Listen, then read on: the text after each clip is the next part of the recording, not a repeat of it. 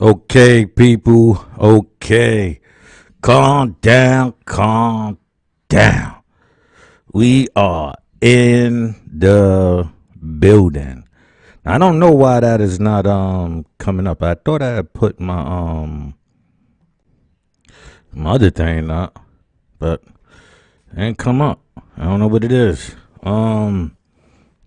Nonetheless, we back. We back. I wanted to first start you off.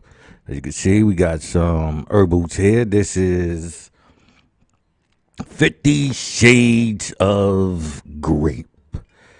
Let me show you some of these buds here. All right. And this is one of the buds right here. All right. I don't know if y'all can see that there. All right. All right. Let me get some out to roll. Okay. So nonetheless, we back. This is part 3. You know, this is part 3. I'm gonna have to download.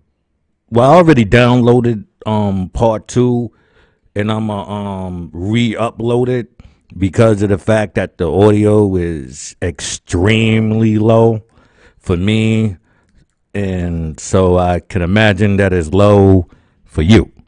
You know what I mean? So I'm gonna add some volume to my voice. I think I've been subconsciously, not delivering loudly. So we about to get into this. Oh, yeah, pardon me. Forgot to put up my banner. All right.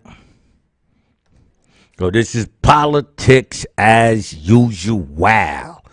Oh, York Gritty with your boy Juice Warner. And don't forget to check out my book, Street Skelzy, Knock 'em Out the Box. And also you can go check out the apparel at Some Junkies on Spreadsheet if you want to lend your support. I do not have a Patreon account for...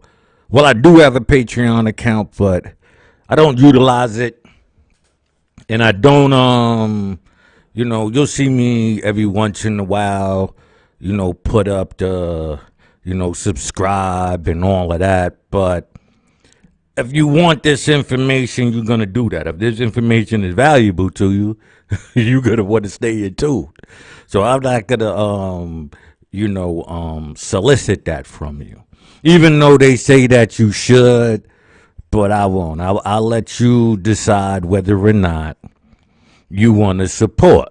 You know what I mean? So, let's go over here so we can get ready to bring up our part 3. Pardon me. I'm over here, like I said, getting my herbals ready. All right. Got my little, slicer and dicer of the flowers. I don't vape. I got a vape, but I don't know what it is. It's just, I don't know. It gives me like a funny high. You know what I'm saying? So I don't indulge in it. But I do like it. So don't think that I'm not, supporting the vape. It's just that I don't think it's a high for me. Push this over here. All right. Anybody who know, I don't do Dutches. Not a slave to the master. It's right here. I use blunt vills. They from, I believe, Nigeria and Nicaragua. Well, I know they're manufactured in Nicaragua. They have a spot out in Bristol, Pennsylvania. What else? Yeah, that's about it. So we support Nicaragua. All right. As you know me, I'm always on it like this. This is not a new thing. All right? So, let me get this right. So, we're going to get into more on how does hypnotism work, who's behind this, and how is this system being used against you. I'll be using Will Smith as an example. As you know, I always mentioned Chris Rock, especially ever since Fargo season 4, which is very insightful on Freemasonry, as well as the movie The Witches. All right.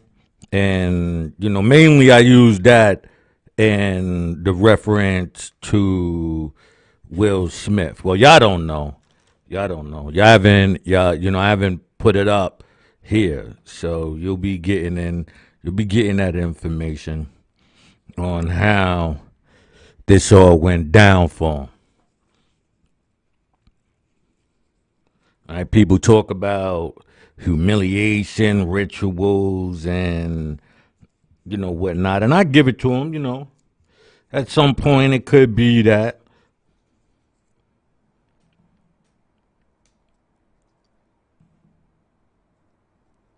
All right, but my job is to point out the devil in the room.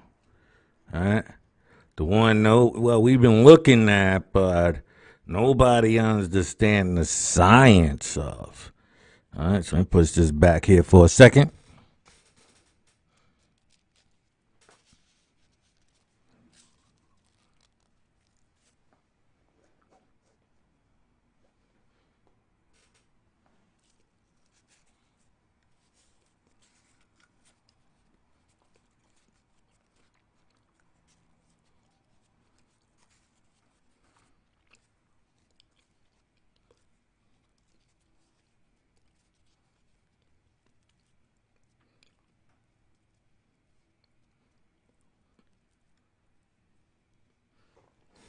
Right.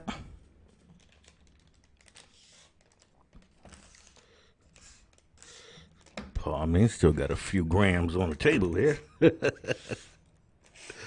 right. I'll throw you in the jar.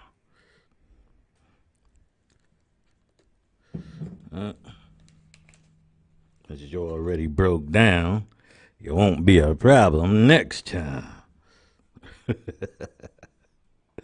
All right. Clean off the table here. We about to get into this, people. We about to get into this. I'm really hoping that this stuff becomes real valuable, because I do need some people in the long run. When this is all over, after you get the information, if it's valuable to you, then I will make approaches to see who wants to sit on the board for actions that needs to be taken and can be taken if you follow through. All right. So we got the climb going. We got like 13 minutes before our next break. So let's go into this right here. All right. Okay. Precursors. This is the main article on history of hypnosis. All right. So as you know, anything in the red, that's me either pointing out something to you, or it's in reference to a deeper part of it. So I'm going deeper into what the person is saying, in order to give you more insight on what is being said. So anytime you've seen the colors, Just know. Now you could go to Wikipedia or any of these places and look this stuff up yourself. It's not dominated. I'm not dominating this part of it. My books will be dealing with a whole different level of this. All right, so I can give this information away because I need you to have this information. All right, so it goes. People have been entering into hypnotic type trances for thousands of years. In many cultures and religions, it was regarded as a form of meditation. In our earliest records of a description of a hypnotic state can be found in the writings of Vincina, a Persian physician who wrote about trances in 1027. Modern day hypnosis, however, started in the late 18th century and was made popular by Franz Mesmer, a German physician who became known as the father of modern hypnotism. In fact, hypnosis used to be known as mesmerism, as it was named after Mesmer. Right? So as you can see right there, right? Just the fact of, it started in, what you know today started in the 18th century. If you know what is happening. So I got to break down the system that you know today, right? Mesmer held the opinion that hypnosis was a sort of mystical force that flowed through the hypnotist to the person being hypnotized. But his theory was dismissed by critics who assessed it that there is no magical element to hypnosis. Abby Ferrari, a Luso-Goan Catholic monk, was one of the pioneers of the scientific study of hypnosis, following on from the work of Franz Mesmer. Unlike Mesmer, who claimed that hypnosis was mediated by animal magnetism, Faria understood that it worked purely by the power of, pardon me here, suggestion. Let me open up my what's the name to hold on a minute here. I didn't like that. All right. Let me open this up real quick. Let's go into layers. Alright, let me open up my camera. Alright.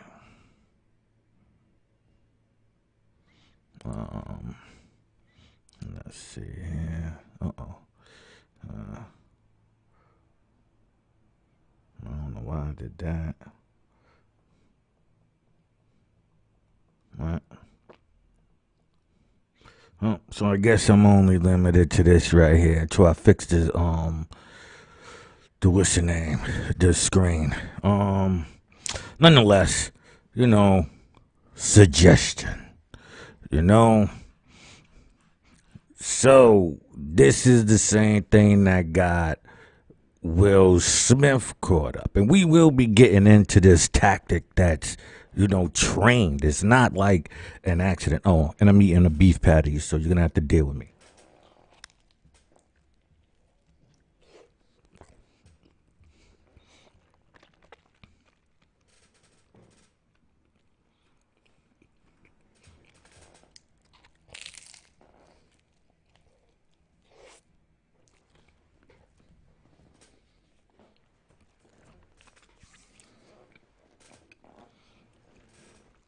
And my ruby red. I'm not a fan of this one, to be honest with you.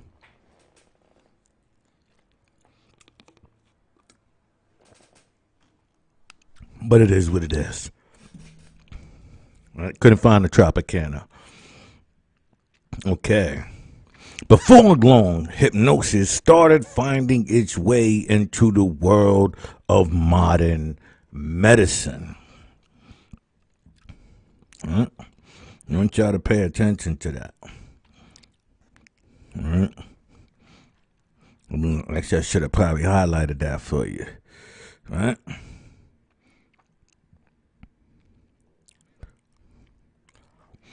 In the world of modern medicine, the use of hypnosis in the medical field was made popular by surgeons and physicians like Ellman and James S. Daly, and researchers like James Braid, who helped to reveal the biological and physical benefits of hypnosis.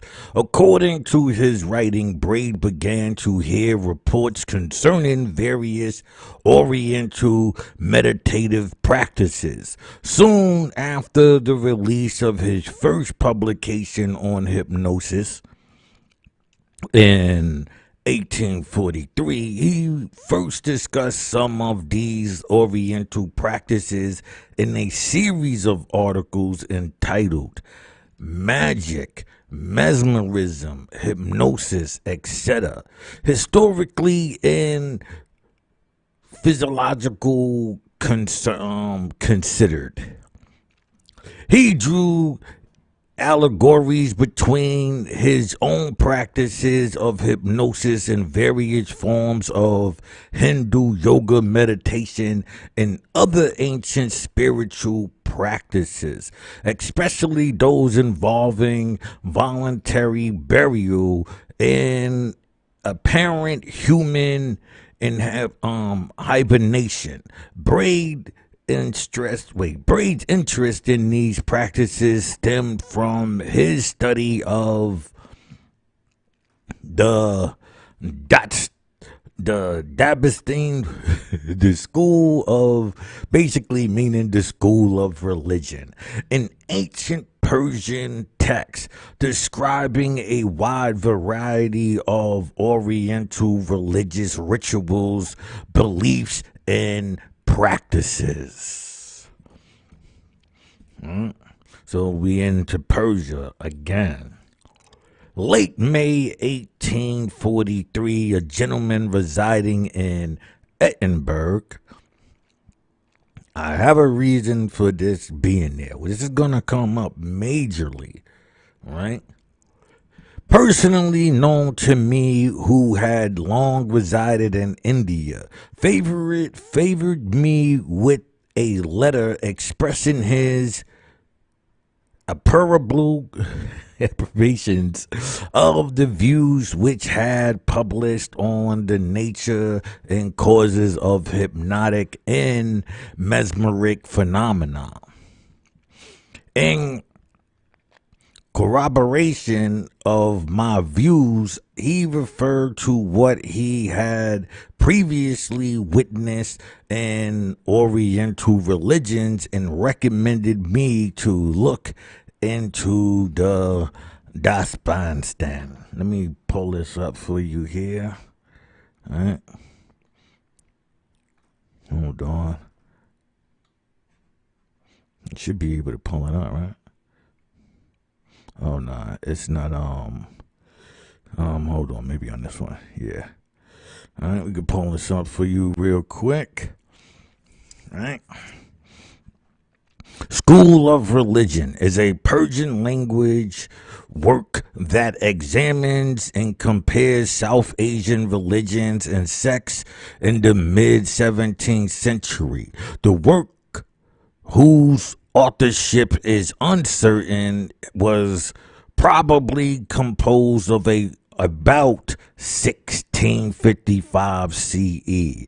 The text title is also translated as Masmin. Okay, the text is known for its chapters of the known during the time is the person, right? All right, so this is just what it is. Sometimes I just like to give it to you just so you know. I don't like to dominate the information here, right? All right. Book lately published for additional proof of the same effect.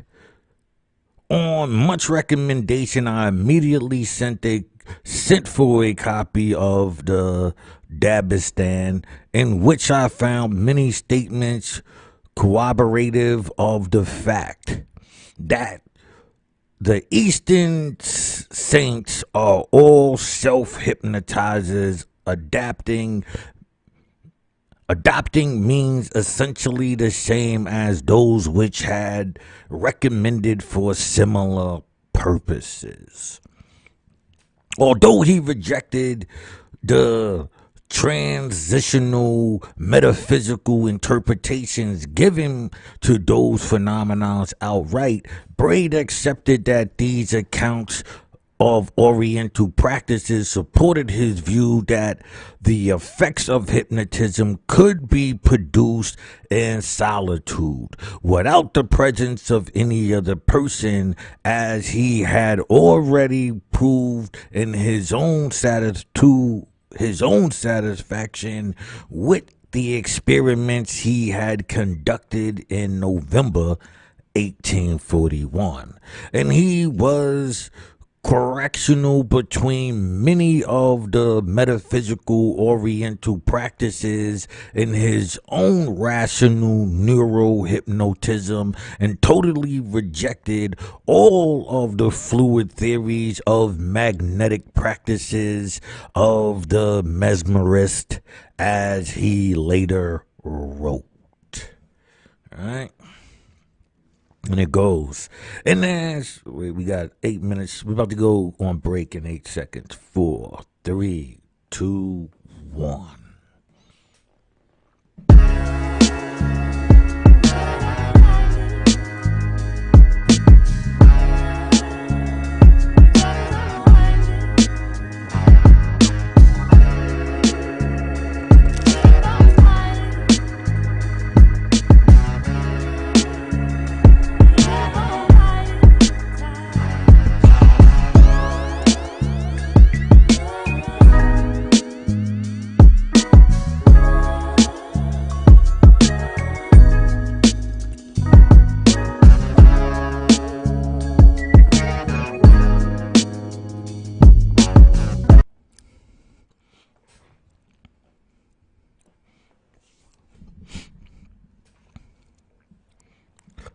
Right. So we are back in the building, people. All right. And that's where we go. Let's get back over to here. Well, let me give you a recap, right? So far we understand that, I hope we understand that hypnotism is suggestion, and one could actually put themselves in that state. Say you want to read certain books or whatever the case may be. So it's all based on suggestion and not some outside entity outside of you wanting to accept what is being given to you. Right?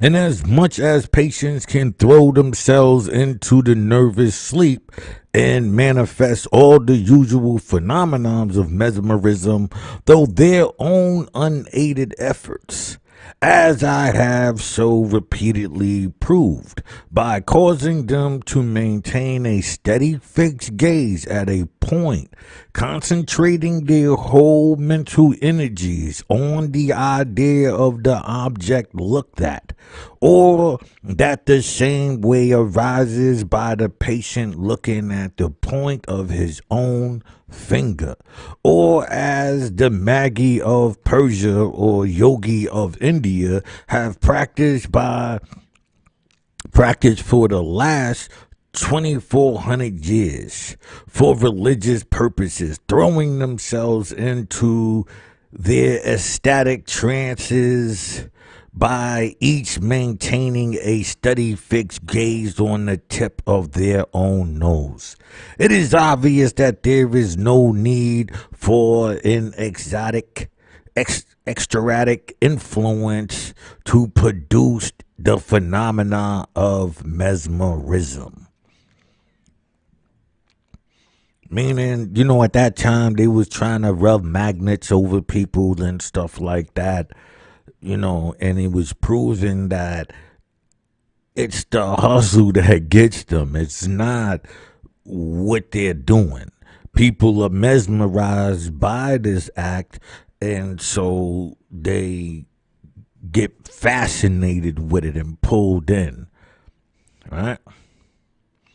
It goes, the great object in all these processes is to induce a habit of abstraction or concentration of attention in which the subject is entirely absorbed with one idea or train of thought, which he is unconscious of or indifferently conscious to each other's object, purpose, or action. Right? So what I'm saying, what is being said is simple, right? Say you watching TV. As you watching TV, you are engulfed in what they told you the show or the movie is about, right? So if you're watching Avengers, right? Say you watching Avengers, so you initially walk into there with the coming attractions, the fighting, these things. That's what you are focused on.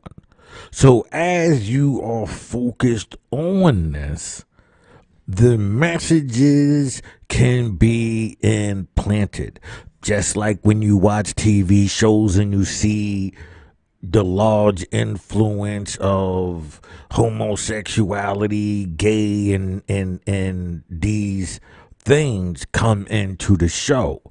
And even more so versus what you see is what the statements are.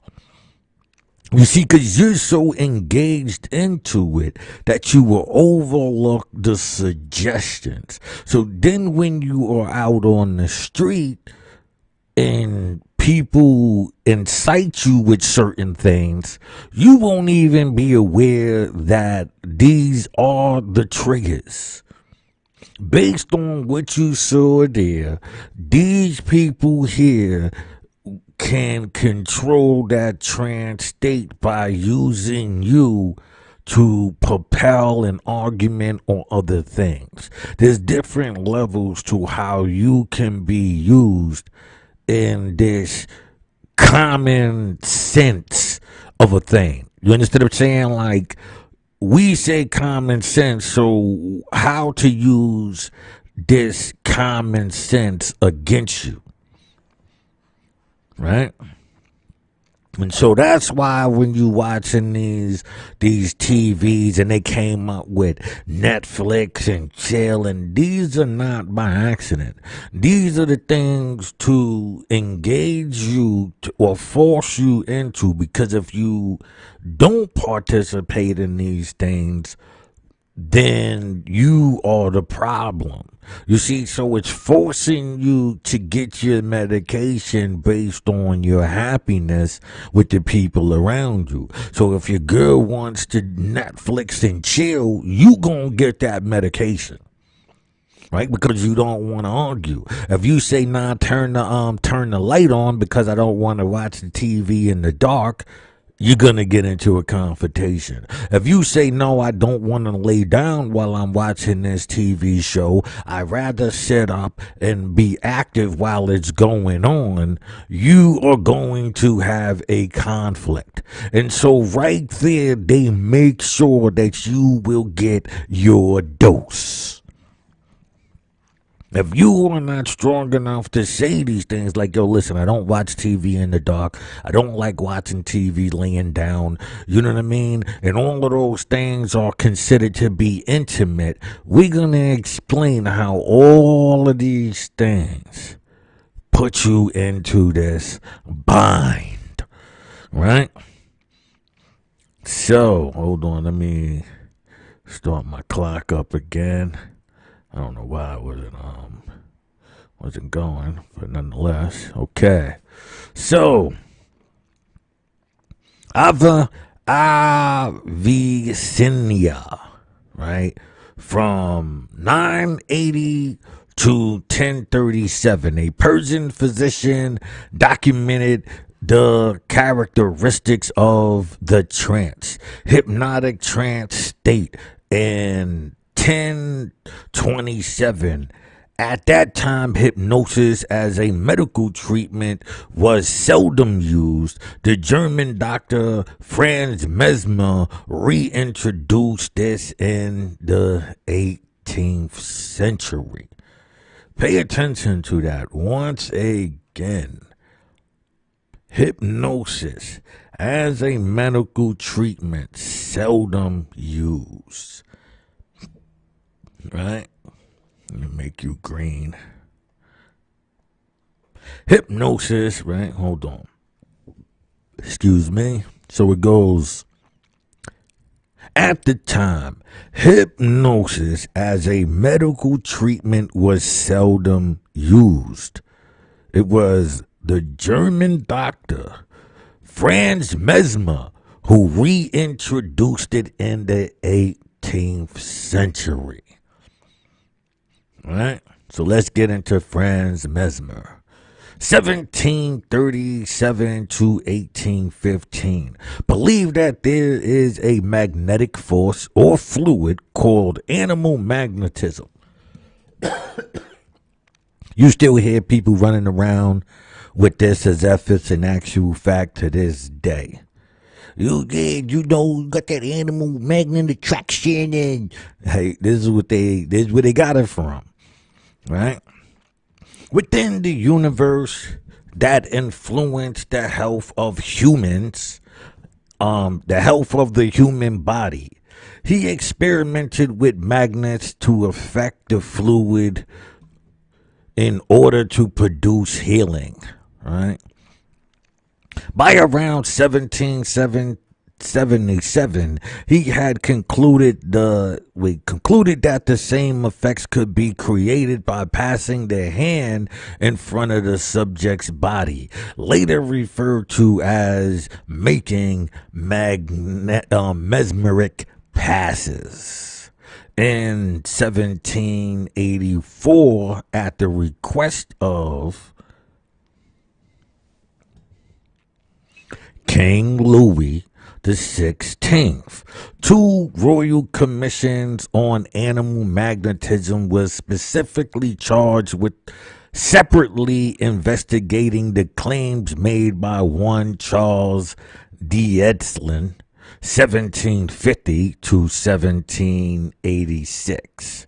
He didn't live that long, huh? Okay.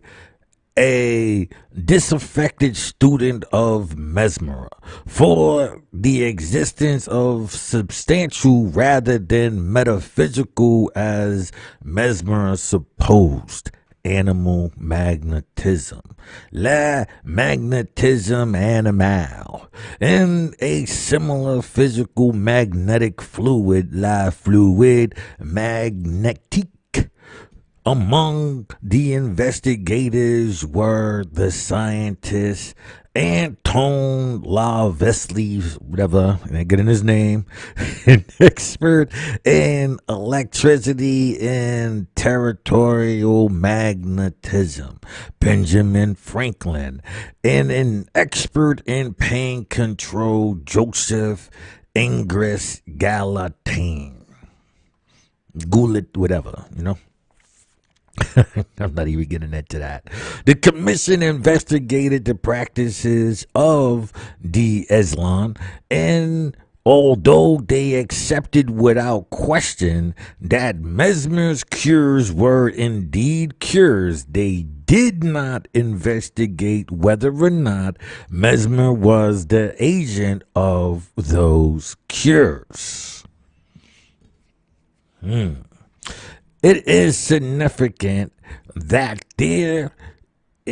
in their investigation of the Islam's procedures, they conducted a significant series of randomized controlled trials, the experimental protocols of which were designed by Lavie, whatever, including the application of both sham and genuine procedures, and significantly the first use of blindfolding of both the investigators and their subjects.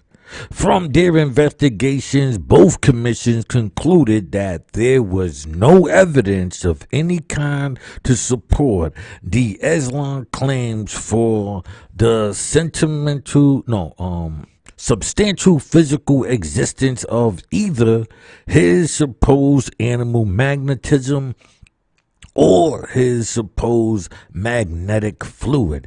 In the process, they determined that all of the effects they had observed could be directly attributed, right? Let me make sure we hear, attributed to the psychological rather than metaphysical agency, namely that all the experimentally observed phenomena could be directly attributed to contact, imagination, or imitation. Right? Eventually, Mesmer left Paris and went back to Vienna to practice mesmerism. I wanted to take the time to once again understand contact, imagination, and imitation. Somebody can put you in a position to go against your own benefits because they have put you under their spell.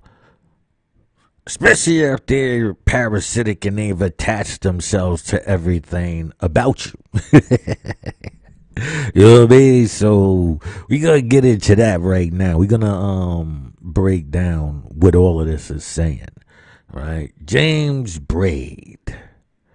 Alright, let's get into James Braid. James Braid upward and inward squint induction method as demonstrated by James Cotes in 1843 through 1933 and 1904. Okay, no, we're gonna get into that part. But like I said, you can see right here. I really wanted you to just see the see the eyes, see the contact right here. So you got the contact, you see the upward gaze, right? He got him there, but it's the contact that's making him go with it, right? That's what he's suggesting, and it's been proven, right? Following the French committee's findings, Dugald Stewart, an influential academic philosopher of the Scottish School of Common Sense, right? I want y'all to, we're gonna, let me see if I can pull this up for you here. All right, hold on.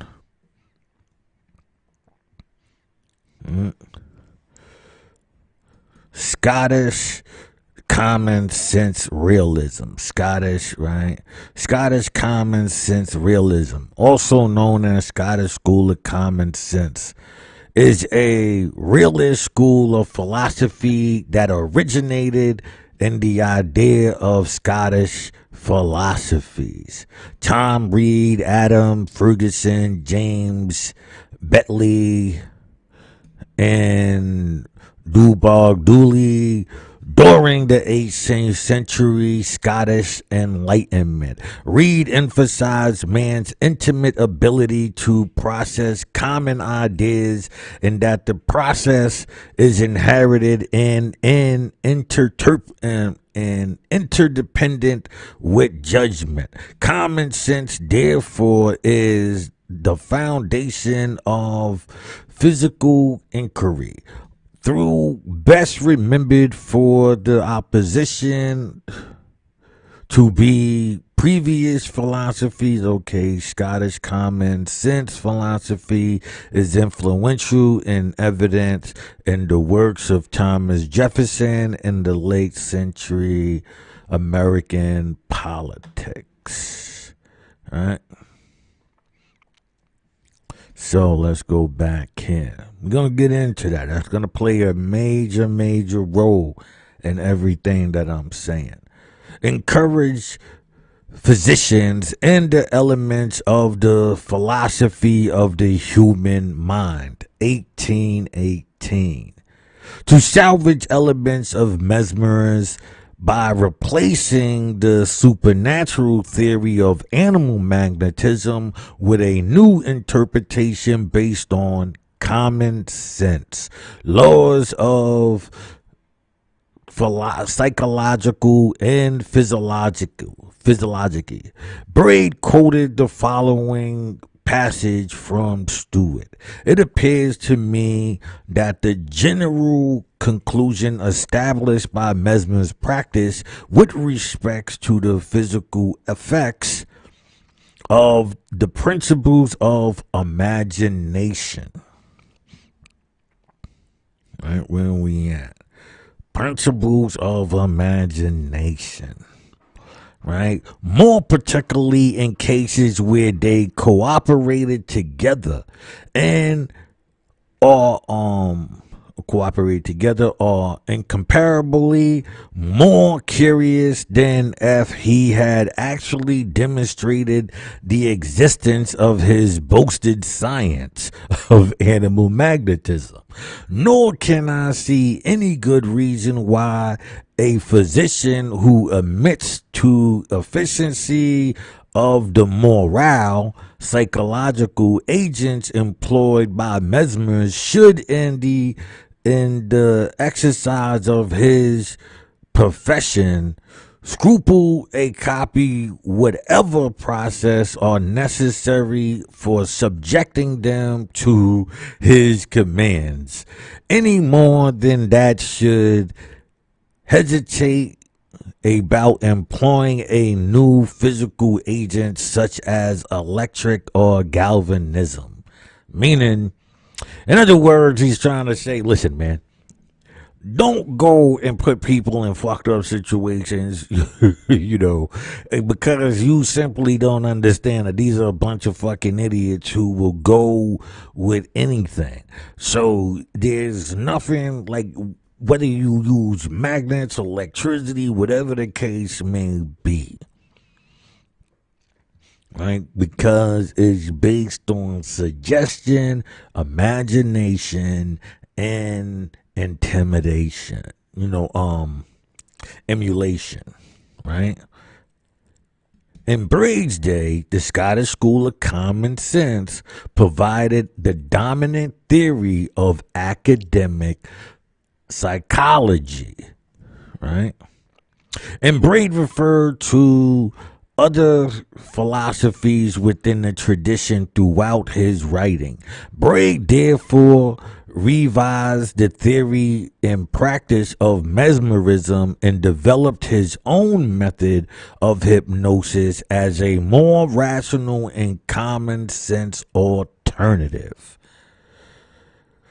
I hope you understand. So we have two schools, right? Just how you have York, Scottish rites, and this, that, and the third. You have these two schools arguing over your brain. It may here be request for me to explain that by the term hypnotism or nervous sleep, which frequently occurs in the following pages. I mean particular conditions of the nervous system, into which it may be thrown by artificial conventions.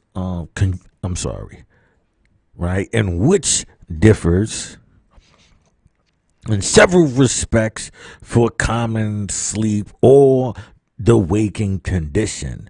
I do not allege that this condition is induced through the transmissions of magnetic or occult influences.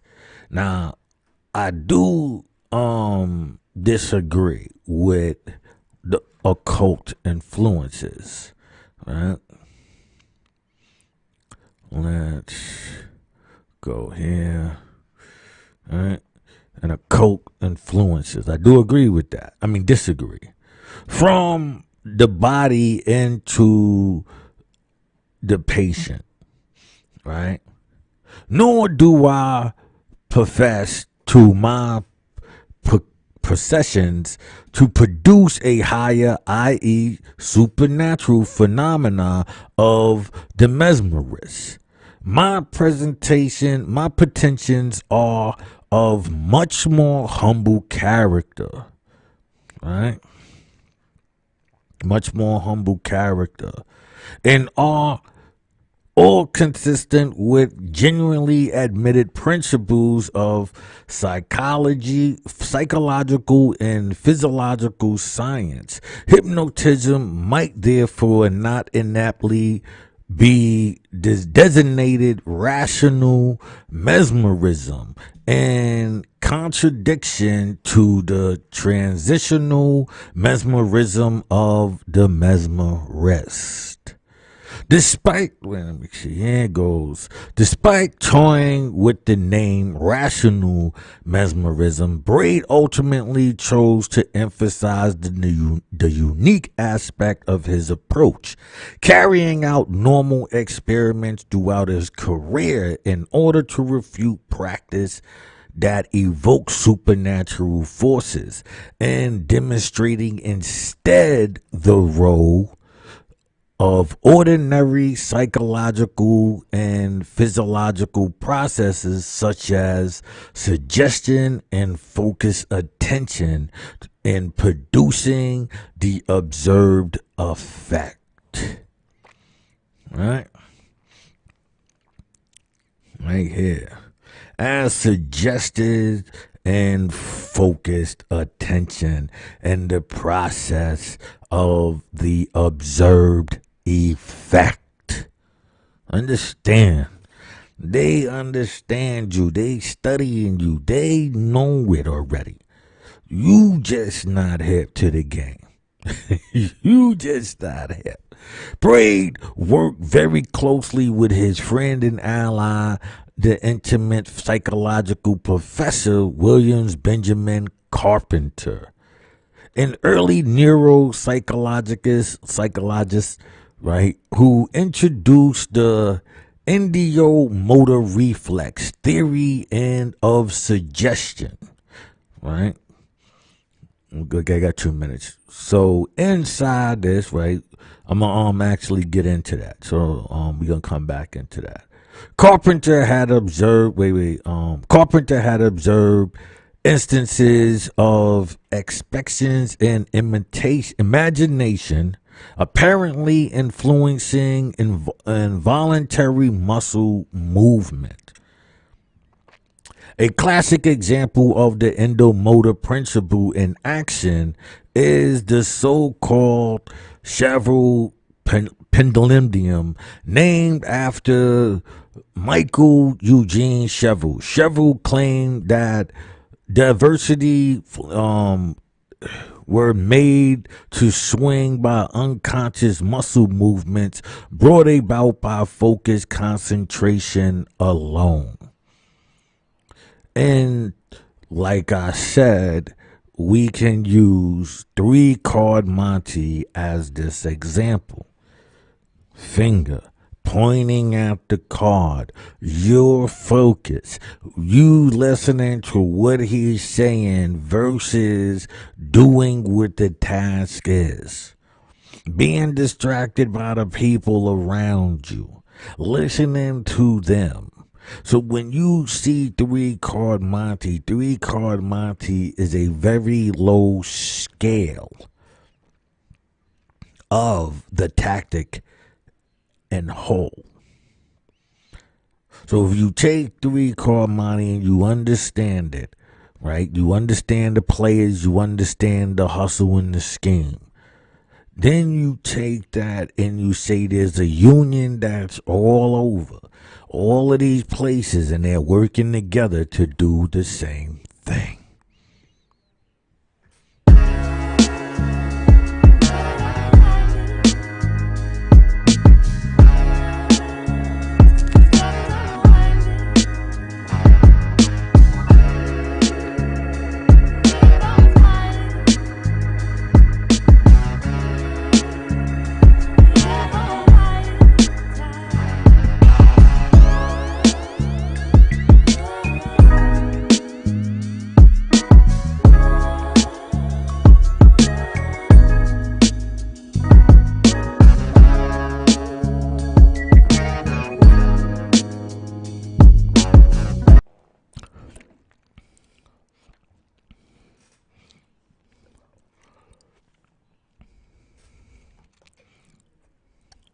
All right.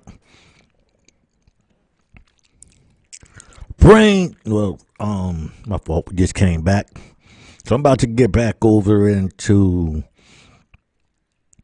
this whole system, right? So I'm trying to break down using of the criminal. The government employs the criminal. And the criminal doesn't even know he's being employed until he's at a certain ranking. Now, his job is to give certain people a hard time. Whether it's the neighborhood that you're trying to take over for gentrification or whatever. To utilize these people, like the youth or whatever, and put them in situations for things to move. And we got adults too. This is a system, right? And so it's going to sound like I'm reaching right now, right? Until you understand. Once you see the whole clarity of it, you're going to be like, oh shit, they've been running game on us. Yeah, they've been running game on us. So this is me exposing the game, right? Let's slide back over here, right? Braid soon assimilated Carpenter's observation into his own theory, realizing that the effects of focusing attention was to enhance the endomotor reflexes response. Like I said, you doing the card or the shell game, you pointing and you saying certain things can definitely get a reflex response to naturally point at what you want them to point at. Right?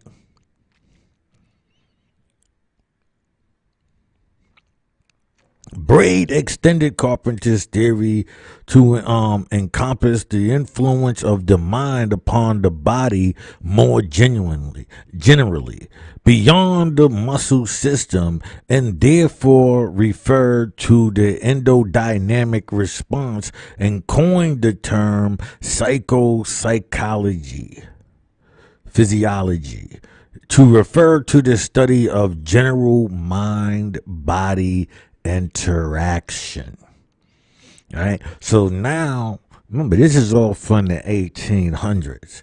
They have all of that time to study you, study your actions, use these avenues to recall money dudes and all of these people to run the test on you to see how accurate their observations are. Right?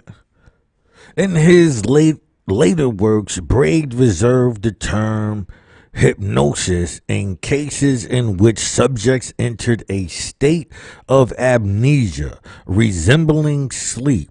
For other cases, he spoke of the endodynamic principles to emphasize that the eye fixation inducing technique works by narrowing the subject's attention to a single idea or train of thought.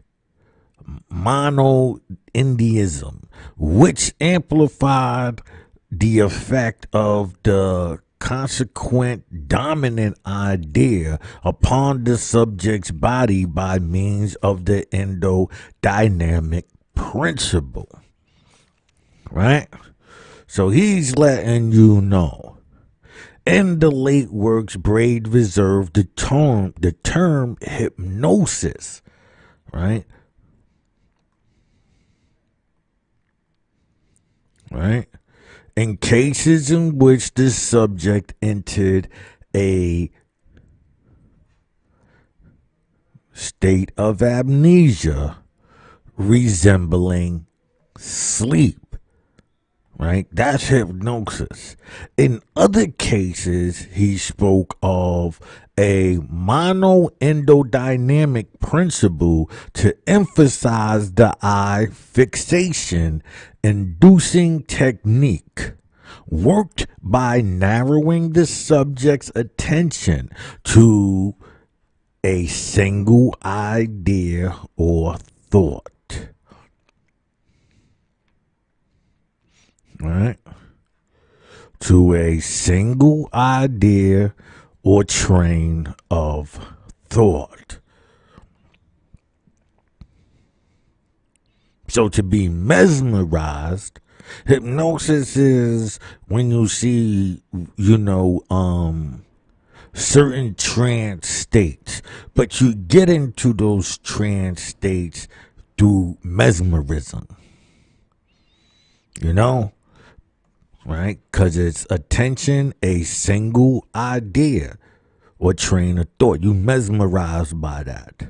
Monotheism, which amplifies the effect of the consequent dominant idea upon the subject's body by means of endodynamic principles. So when we talk about Will Smith and these type of things, this is what, is the reference to, right? Let's see here. Hold on a minute. All right. Try to see if I can pull this up a bit more. All right, okay. All right, there we go. Okay, hysteria versus suggestion.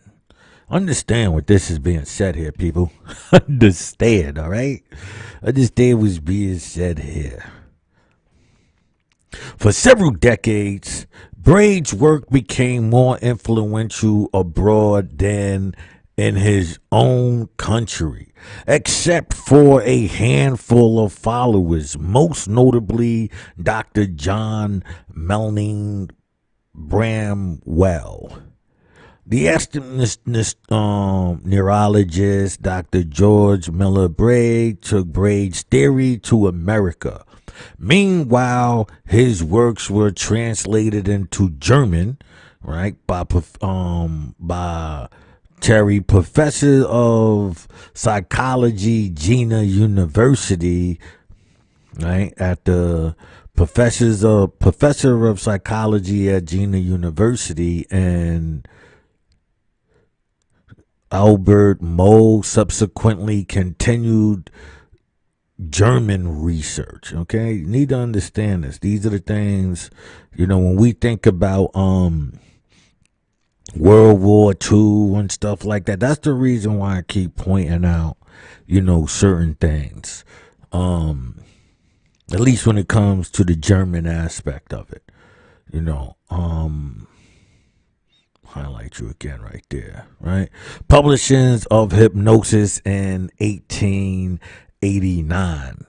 France became the focal point of the study of Braid's ideas after the intimate neurologist James, Eugene Ellman translated Braid's latest manuscript on hypnosis in 1860 into French and presented Braid's research to the French Academy of Science. At the request of Azam, Paul Broco, and others, the French Academy of Science, which has investigated mesmerism in 1884, examines Braid's writings shortly after his death. Right? French Academy of Science, which had investigated mesmerism when 1784, right? Azam enthusiasm for hypnotism influenced, right? Whatever, a country doctor, discovered, right?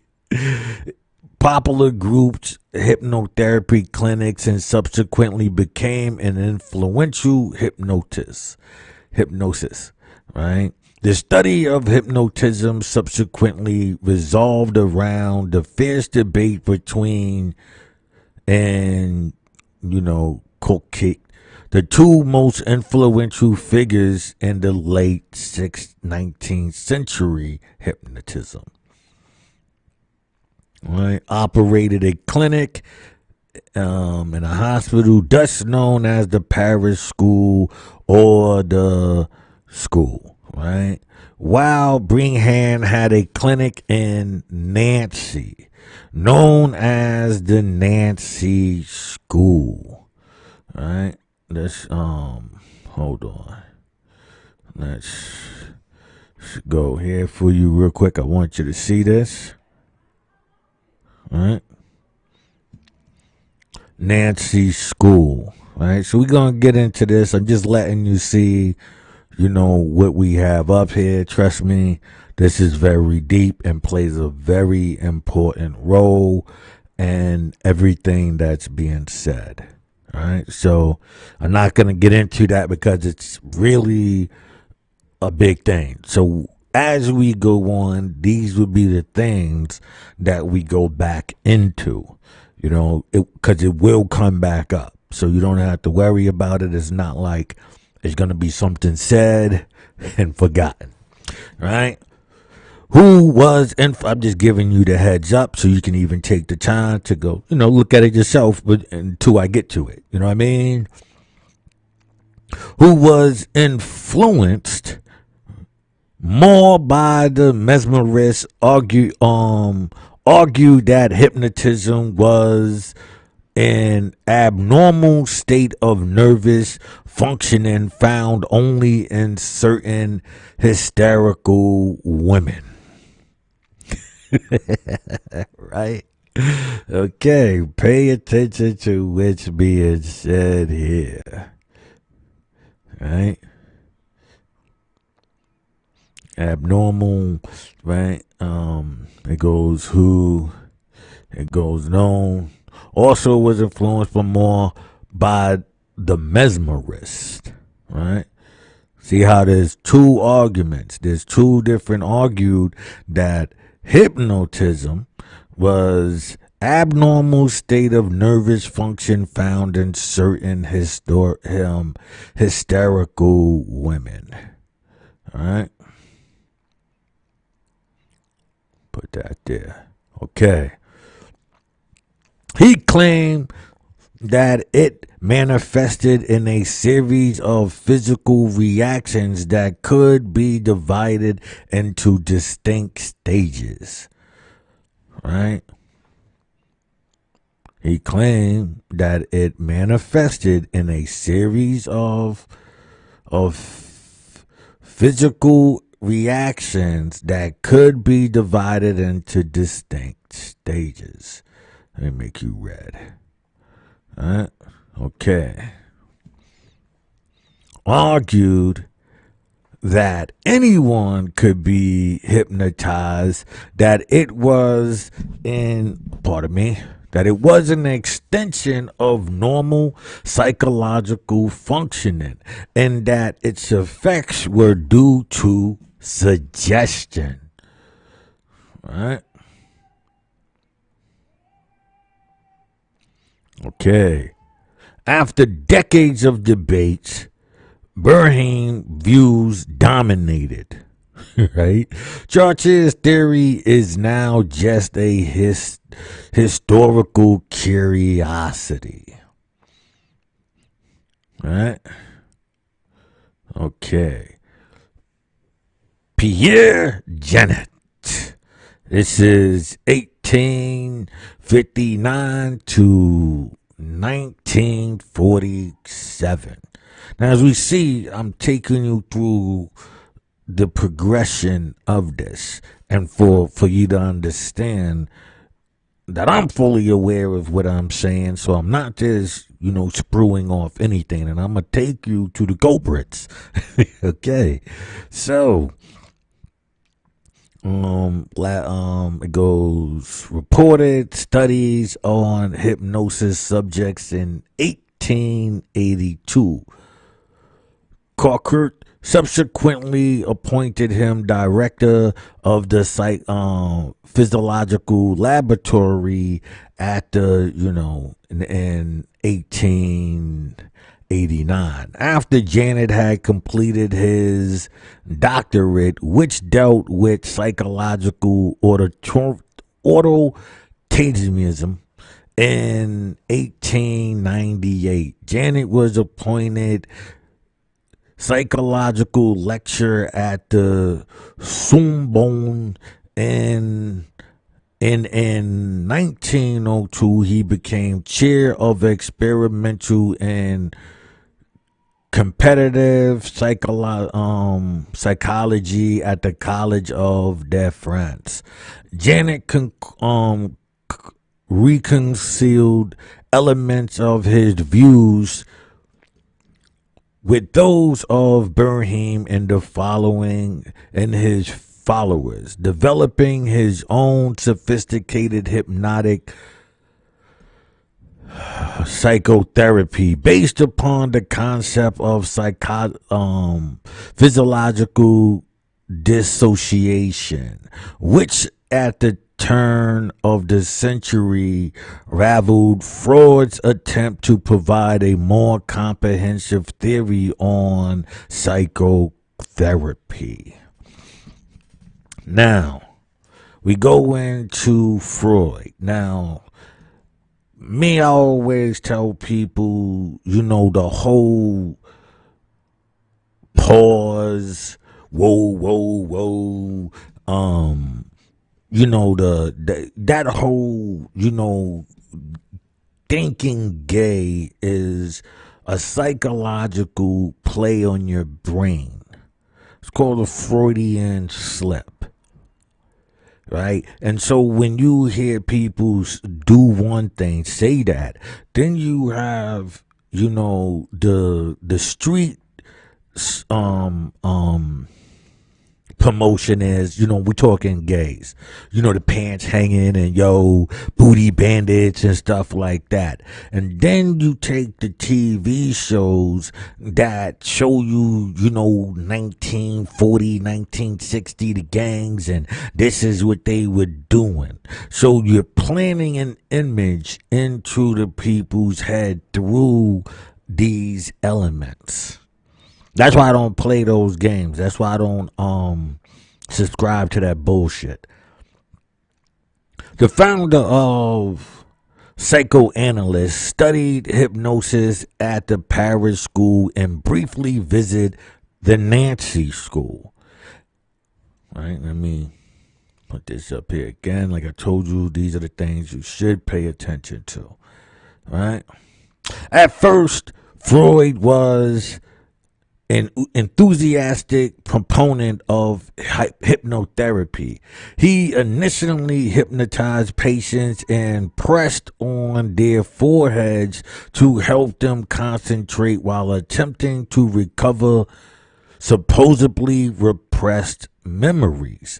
And he also began to emphasize hypnotic regression and abreaction as a therapeutic method. He wrote a favorable encyclopedia article on hypnosis, translated one of Bremen's work into German, and published an influential series of case studies in his colleague Joseph entitled Studies of Hysteria, 1895. This became the founding text of the subsequent tradition known as hypnoanalysis or regression hypnotherapy. However, Freud gradually abandoned hypnotism in favor of psychoanalysis, emphasizing free association and interpretation of the unconscious. Struggling with the great expanse of time that psychoanalysts required, Freud later suggested that it might be combined with hypnotic suggestion to hasten the outcome of treatment, but that would probably weaken the outcome.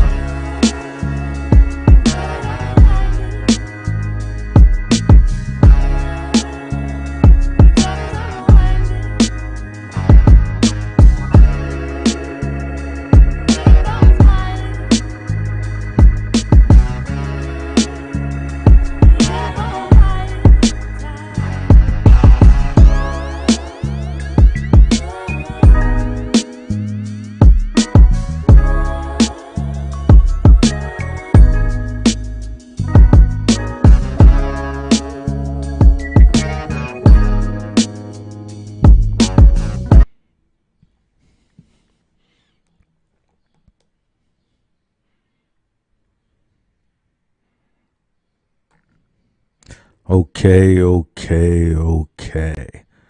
So we back, right? We're gonna finish this Freud part. Oh, let me put up my ad real quick. Yes, this is politics as usual. Old York Gritty. It's your boy Juice Warner. And don't forget to check out my book, Street Skelzy, Knock 'em Out the Box. And also go check out Some Junkies Apparel. Yeah, well, you can support us. We don't ask you for monies for supporting this show.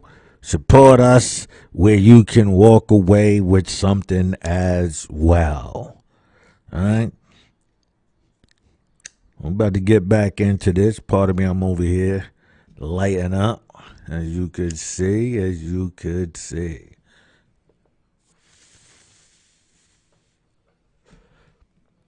All right. Okay, so we back inside here, and this is what we'll do. So we're at Freud later suggested that it might be combined with hypnotic suggestion and hasten the outcome of treatment, but that this would probably weaken the outcome. It is very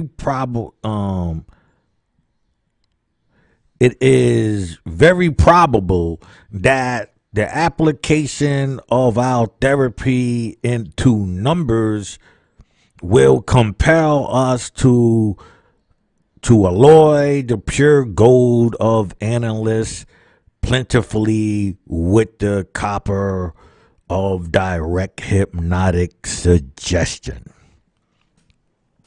Forgive me, you see the once I start smoking, everything slows down for me. So you see, it's the weed, goddammit.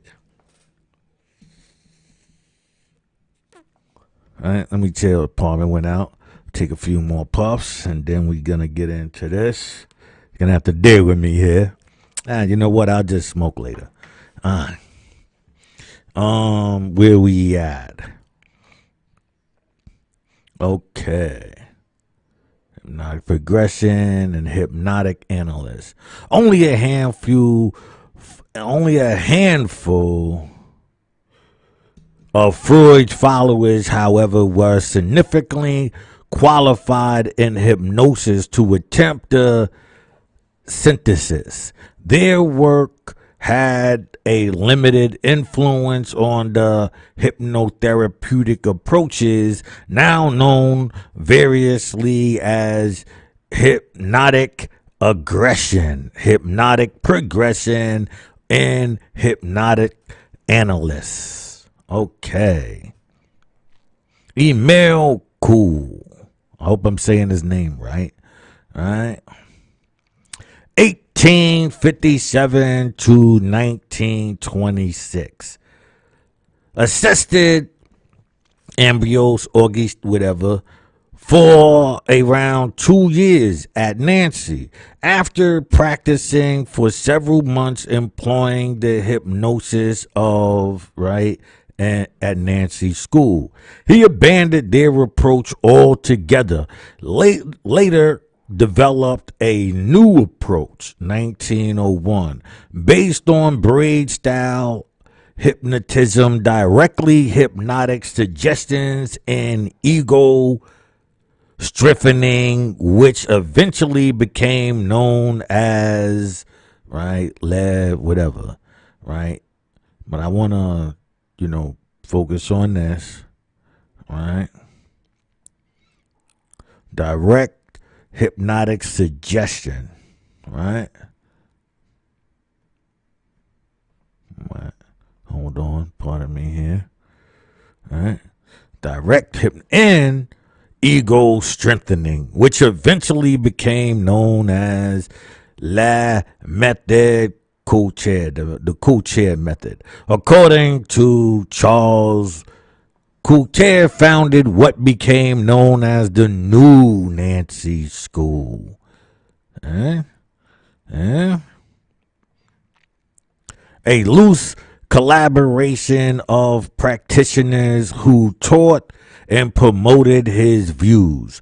Queer methods did not emphasize sleep or deep relaxation, but instead focused upon autosuggestion, involving a specific series of suggestion tests. Although Cool argued that he was no longer using hypnosis, followers such as Charles, right, viewed his approach as a form of light self-hypnosis.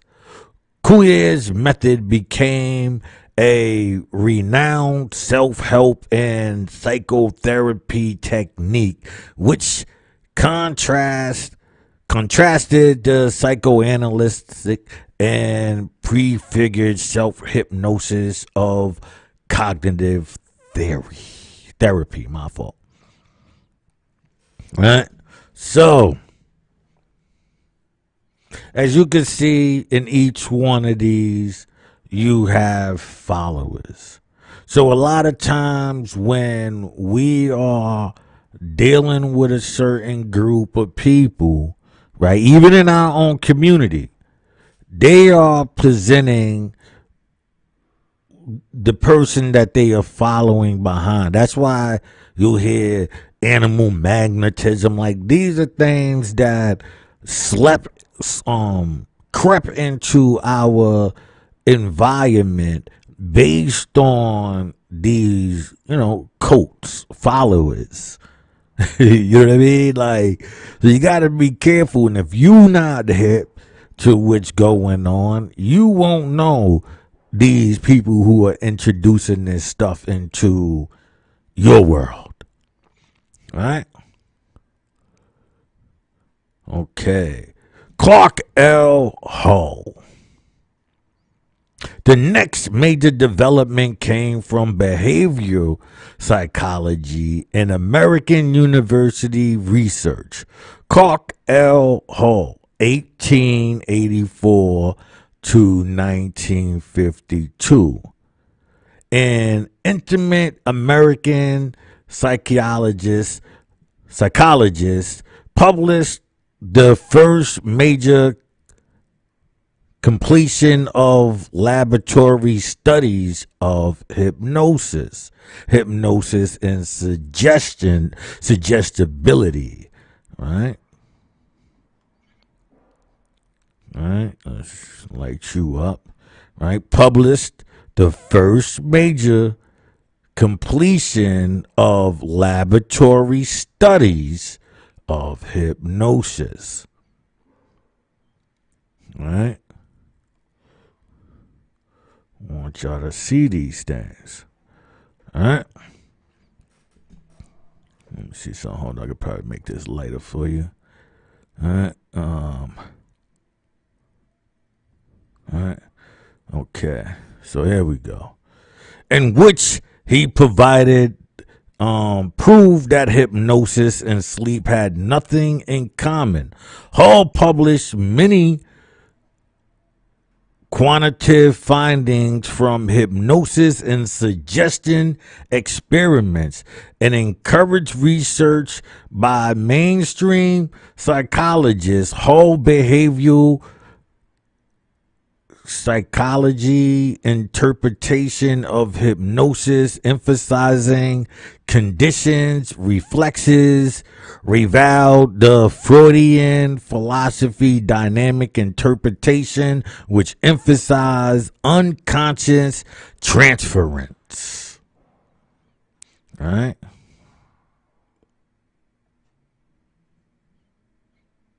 All right. So now you know, right? Right. So it says Hull published many quantitative findings. Pardon me here. Okay, Star is filming. That's my man. I like a lot of his content. Okay. So emphasis unconscious transfer. All right. Dave Ellman. Although Dave Ellman, 1900 to 1967, was a noted radio host, comedian, and songwriter, he also made a name as a hypnotist.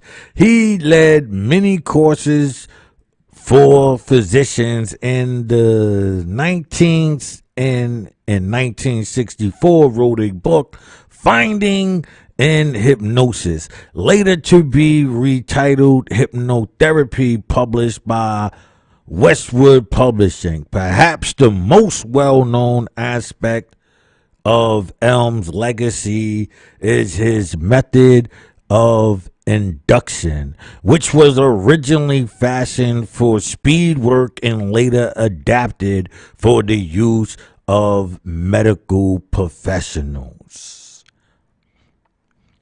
All right.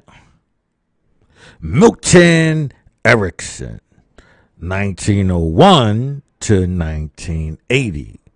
In the finding presented of the American Society of Clinical Hypnosis and a fellow of the American Psychiatric Association, right? All of these, was one of the most influential post-war hypnotherapists. He wrote several books and journals, articles on the subject. During the 1960s, Erickson popularized a new branch of hypnotherapy known as Erickson therapy, characterized primarily by indirect suggestion, right? Metaphor, actually, analogies, confusion technique, and double bind to place in place of formal hypnotic induction. However, the difference between Erickson's method and traditional hypnosis led countercomperies such as to question whether he was practicing hypnosis at all, and his approach remained in question. Right? So, pardon me here. Right? So, what we have here, this is when you start getting juicy. Right? Because Milton Erickson in 1901 to 1980, the founding president of the American Society of Clinical Hypnosis, right? We need to pay attention to the areas that this is in, right? So I might not always get, psychology, psychiatric and psychological and psychopathological association. See, I could, if I take the time, but for the sake of argument, just learn these words. I might not be saying them all because they all start being jumbled in. You know what I mean? And for the sake of you, understand this system that is being placed on a hustle. There's a whole system through the government that's set up through a hustle. One was the most influential post-war hypnotherapist. He wrote several books and journals, articles on the subject. During the 1960s, Erickson popularized a new branch of hypnotherapy known as Ericksonian therapy, characterized primarily by indirect suggestion, metaphor, actual analogies, right? Confusion techniques, and double binds. Let's go into double binds. So we're going to pull this up. Even though we're going to get into this. Hold on. All right. Hold on a minute, my fault. All right. Even though we're going to get into this, right? Double bind. Right, in which an individual or groups receive two or more receptional conflicting messages in some scenarios within families or romantic relationships. Right, so I didn't want to get into no more. We go. This right here is very deep, so I don't even want to. I'm just giving you the heads up in the direction we will be going. All right, so we will be covering the double binds in place of formal hypnotic inductions. However, the difference between Erickson method and the traditional hypnotism led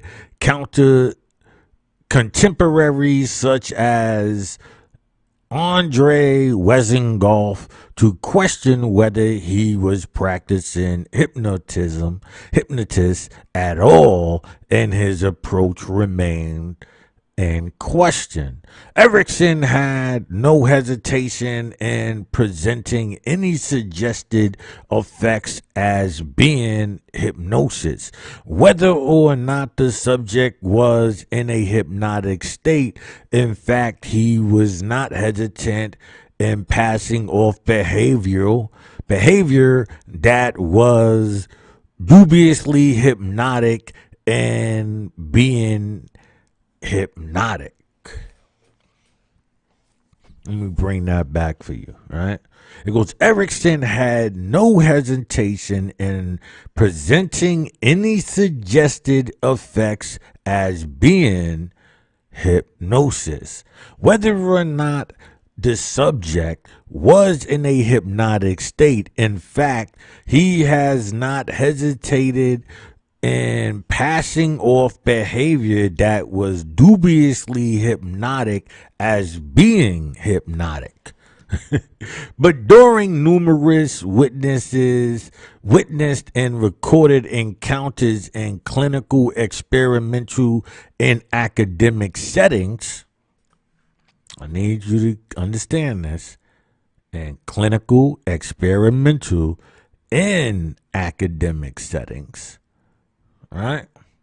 Erickson was able to evoke examples of classic hypnotic phenomena such as passive and negative hallucinations.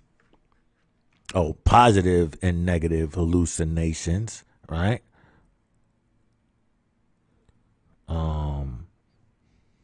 Hold on. I don't know what this is. Anthea, right? Antigalleries in childbirth and even terminal cancer patients, right? Calapathy, regression to provable events and subjects, early lives, and even into infertility reflexology. Erickson stated in his own writings that there was no correlation between hypnotic death and therapeutic success, and that the quality of the applied psychotherapy outweighed the need for deep hypnosis. In many cases, hypnotic depth was to be pursued for research purposes. All right? So now we up to ticker 7. All right? Attention to suggestion. Let me make sure we're in the right one. I think I should end this on this one right here. Right, so we can get into this on the next one. I'm thinking, should we end it here? Right, cognitive behavioral. Right, I think we'll end it off on this right here. All right, people, hold on. Let me take you out of here. All right, let me all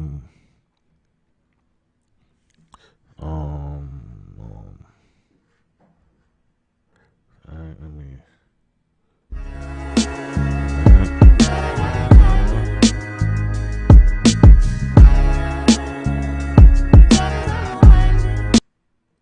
All right, so we in here. All right, I just want to pull up my ads real quick as I talk to you. Smoke a little isms. All right.